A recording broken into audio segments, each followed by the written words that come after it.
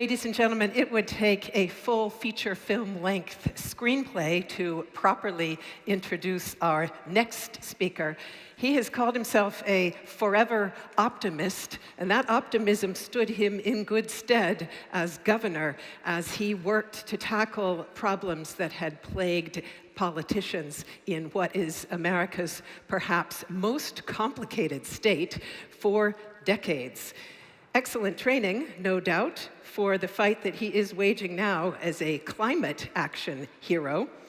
Notwithstanding his global commitments, his Austrian roots continue to run deep. And that's what we see now in this short film that was brought to Vienna by the governor of the region where the founder of R20 was born. Let's take a look.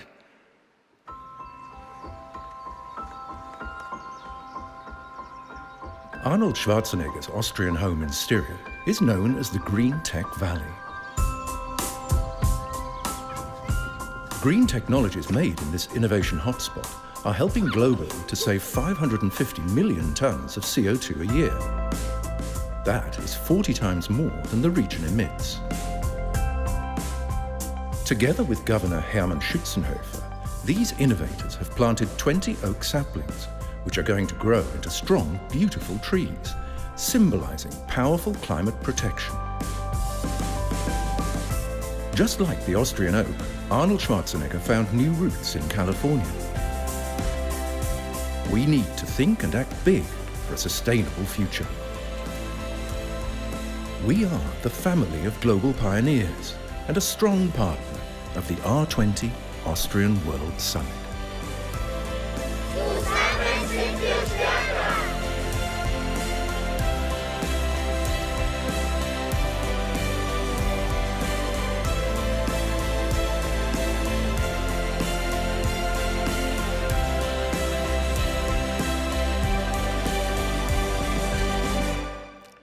So a very, very personal, regional greeting there for a leader who has put regions and cities at the very forefront of the fight against climate change. A warm welcome, if you would please, for Governor Arnold Schwarzenegger.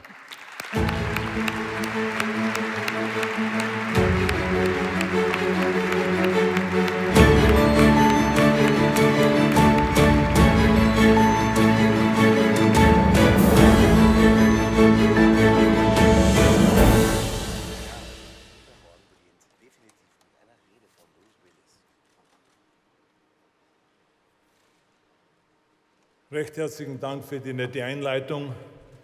Ich werde zuerst ein paar Wörter in Deutsch sagen. Es ist wirklich wunderschön und fantastisch, hier in meinem Heimatland wieder zu sein, in Österreich, speziell hier in Wien. Diesen R20 Austrian World Summit, ein Initiative gemeinsam mit dem österreichischen Bundespräsident Van der Bellen und dem Bundeskanzler hier in Österreich aufzubauen, das ist für mich wirklich eine fantastische Sache und wirklich sehr gut für den Klimaschutz. Ganz besonders freut es mich, dass wir fantastische Unterstützung von so vielen Regionen haben, hier in Österreich, besonders aus Wien, Niederösterreich und natürlich mein Heimatland aus der Steiermark. Alle drei Bundesländer sind großartige Vorreiter bei der Umsetzung von Klimaschutzprojekten.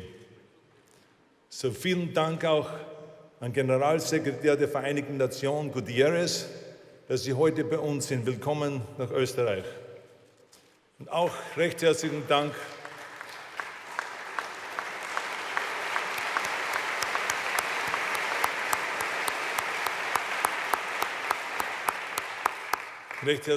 auch an Prime Minister Rasmussen aus Dänemark und Prime Ministerin Solberg aus Norwegen.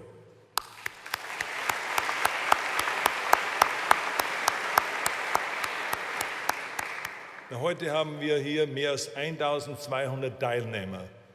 Und das ist ein starkes Signal aus Wien für Klimaschutz.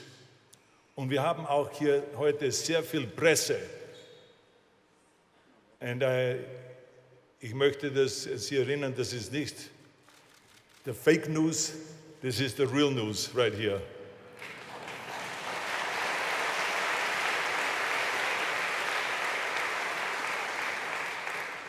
Jetzt ist restlich in Englisch. Thank you very much for the wonderful introduction. It's really wonderful to be back here in Austria, my home country, and to have this annual summit here. It is really unbelievable when you think about that. Just a few days ago, I was told that I cannot fly to Austria for this summit because of my heart surgery. But I knew that I'm going to make it because my will and my positive thinking, I always know that I can do it. And so I did it. But what is important is, and why I'm so happy today is because the surgeons, before they performed the surgery, they said to me that we're going to do everything we can to keep you alive. And I said, why is that? And this is because you are the only Republican with a heart. You're an endangered species.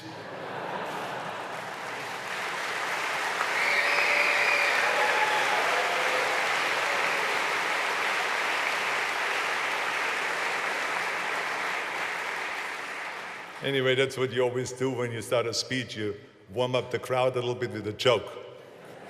Anyway, President van der Bellen, thank you very much for your partnership.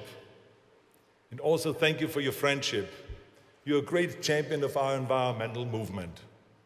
And this is the reason why last year this was such a huge success, this conference. And this is the reason why it is this year even bigger and better. So thank you very much for your great partnership.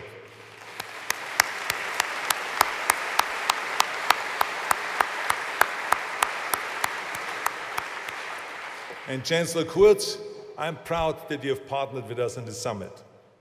You are proving to everyone around the world that the environment is not a political issue, that it's a people's issue, it's a health issue.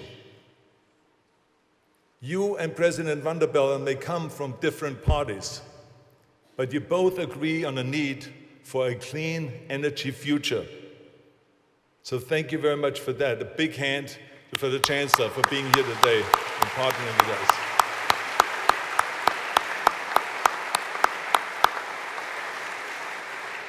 And I love that you're here today for another reason, and that is that you cut the average age of those of us on stage in half. So thank you very much. I mean, this is wonderful to have someone just in the early 30s to be here. So thank you. And Secretary General Gutierrez, I want to thank you also for sending an incredible message here today by joining us. The United Nations has led the way in the battle for a pollution-free world for years. And I cannot thank you enough for your great leadership. You have jumped right in there where Ban Ki-moon left off, fighting for clean energy all over the world. So a big hand to our Secretary General.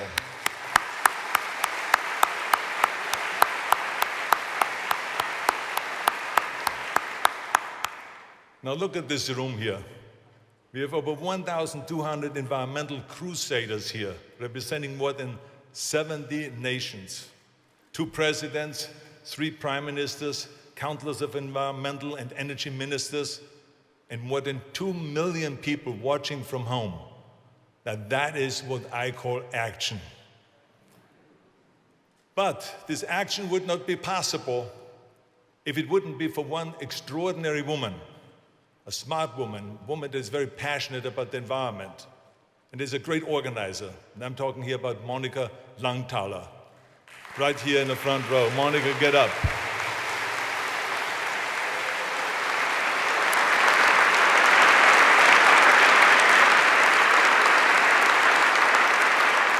You and your team have worked throughout the year, every single day. I know the amount of phone calls I get from you, the amount of letters and emails and FaceTime and all this. So I know you're working every day on this. So you and your team should get a big round of applause. So let's give them another round of applause for the great work that you're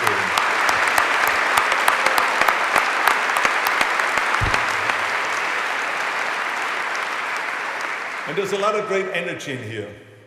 But despite the great energy here, too often at this summit, we make a big mistake by playing the victim.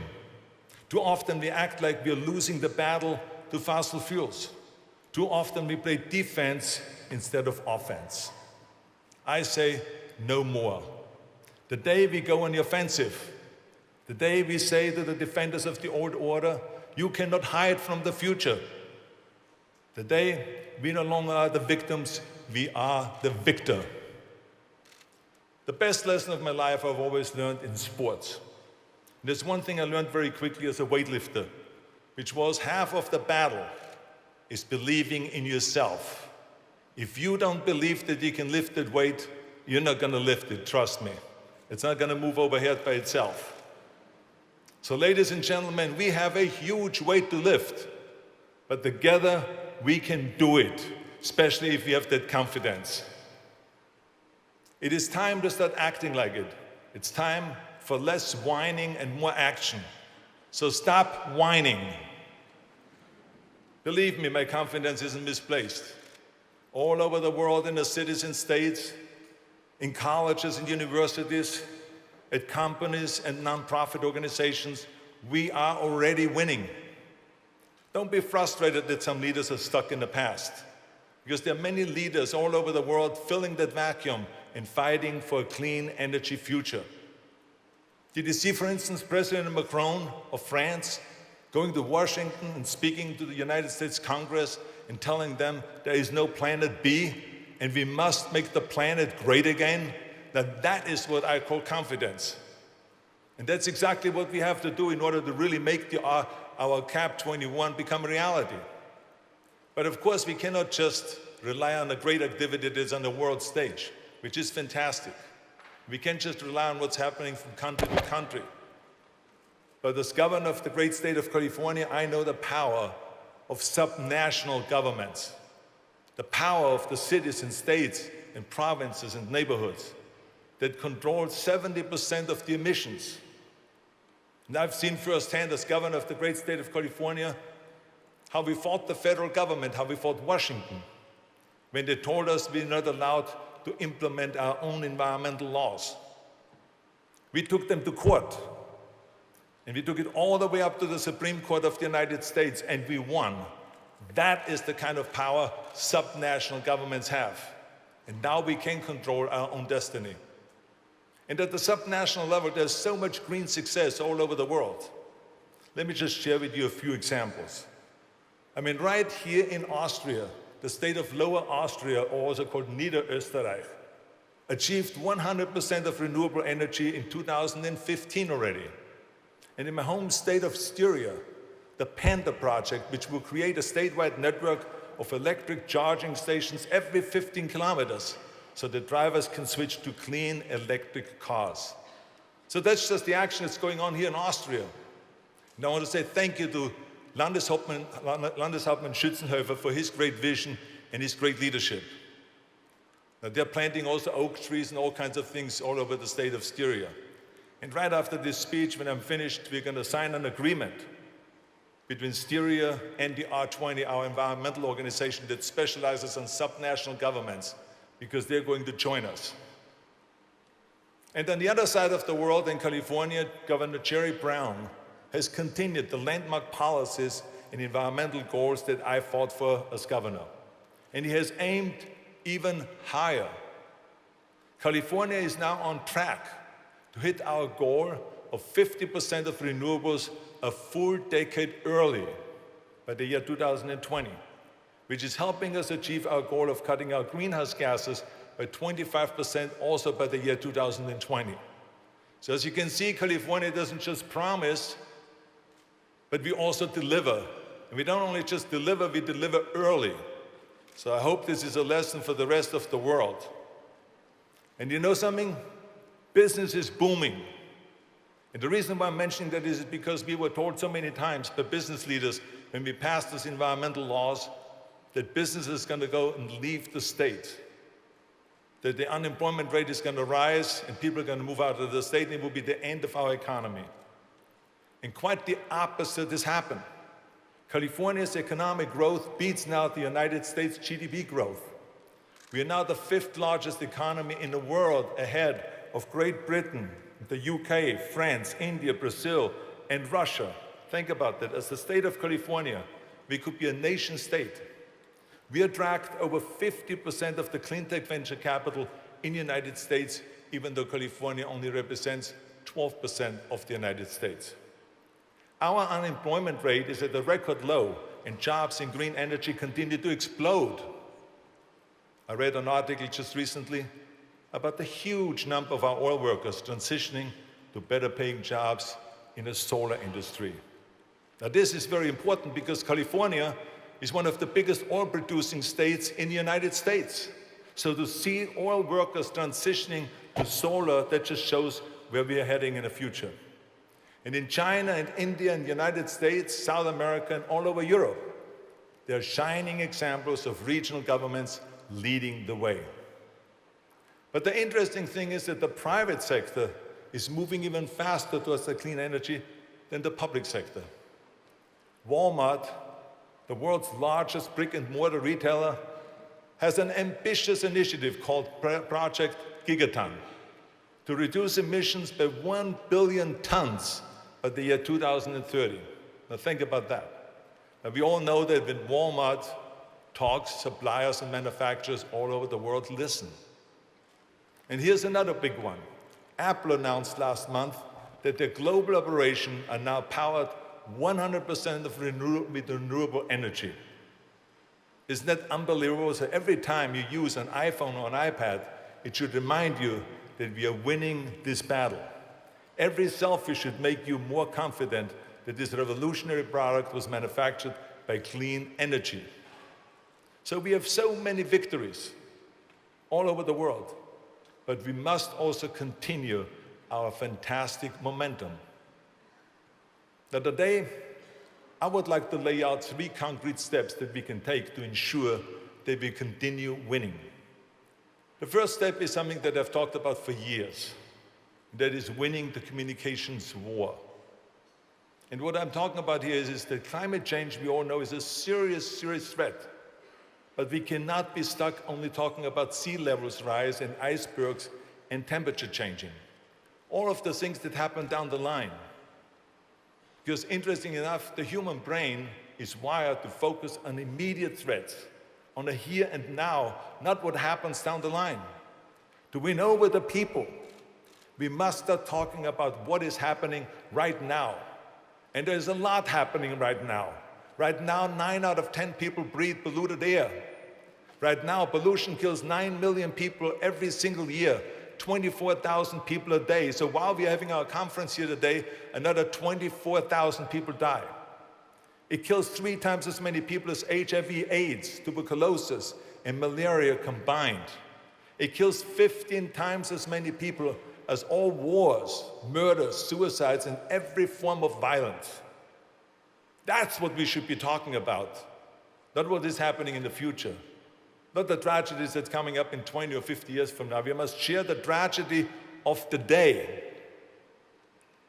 And there's one organization that's doing an extraordinary job on this. And this is the World Health Organization. They're doing incredible work on this, and I want to say thank you to Dr. Naira and Dr. Tedros for their great, great leadership. Let's give them a big hand.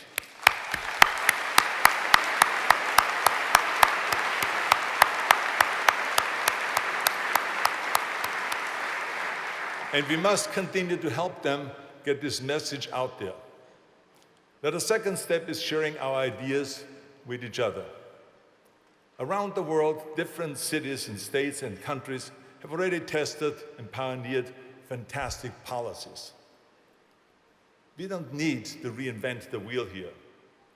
The blueprints are out there waiting to be copied. To put the spotlight on green policies, the Schwarzenegger Institute at the University of Southern California has launched a digital environmental legislative handbook. It's a fantastic resource for city and state leaders to share their laws.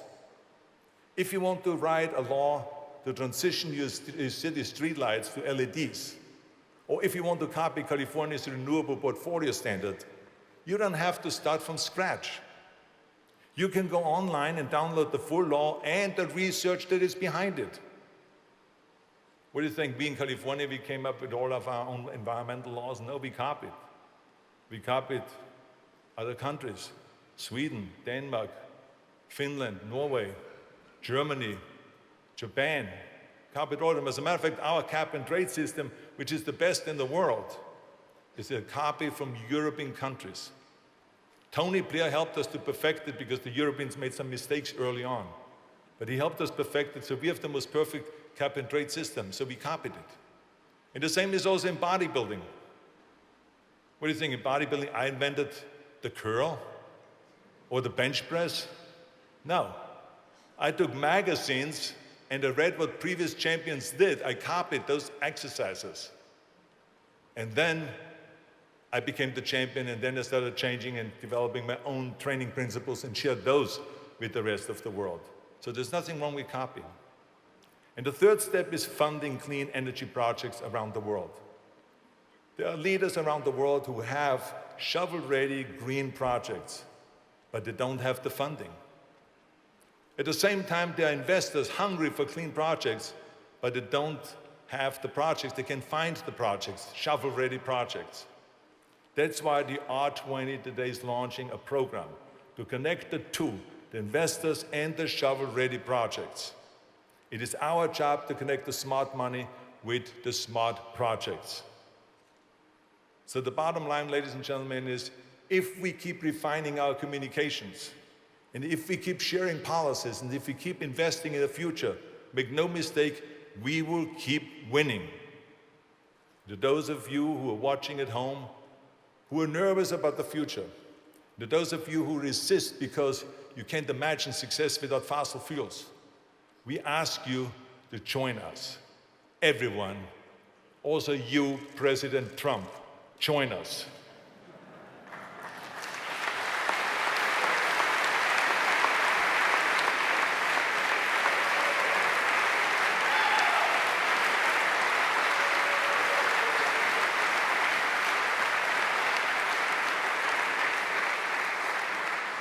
You said when you become president, you want to have so many victories that the American people will get sick and tired of winning. Well, if that's really what you want, then join us, because then you will have a lot of victories. We stand at one of the great turning points in human history. All of us gathered here today know which side of history we are on. So the question is, which side will you choose? The losing, polluting past, or the winning, clean future? Today, we choose a world powered by green energy. We choose the future. We choose to win. Ladies and gentlemen, we choose to make the planet great again and healthy again. Thank you very much. Thank you.